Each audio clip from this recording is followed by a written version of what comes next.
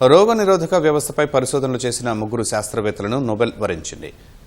పరిధీయ రోగ నిరోధక సమతుల్యత అనే విధానంపై పరిశోధన చేసిన అమెరికాకు చెందిన మేరీ ఈ బ్రౌంకా, ఫ్రెడ్ రాంప్స్డెల్, జపాన్కు చెందిన షిమన్ సకగూచిలను వైద్యశాస్త్రంలో నోబెల్కు ఎంపిక చేసినట్లు స్టాక్హోమ్లోని నోబెల్ కమిటీ ప్రకటించింది.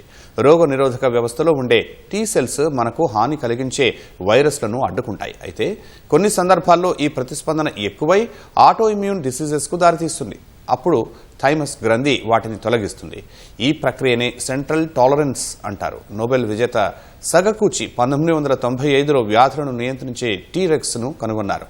2001లో బ్రాంకౌ రాంప్స్డెల్ మన రోగ నిరోధక వ్యవస్థ మనపైనే దాడి చేయడానికి కారణమవుతున్న పరిణామం చెందిన జన్యువు FOXP3ని కనుగొన్నారు.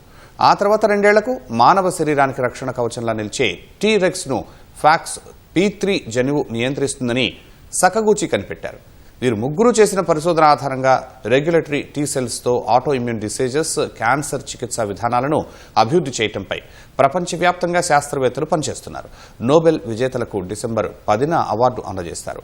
ఈ ముగ్గురికి కలిపి $12 లక్షల నగదు బహుమతి అందనుంది.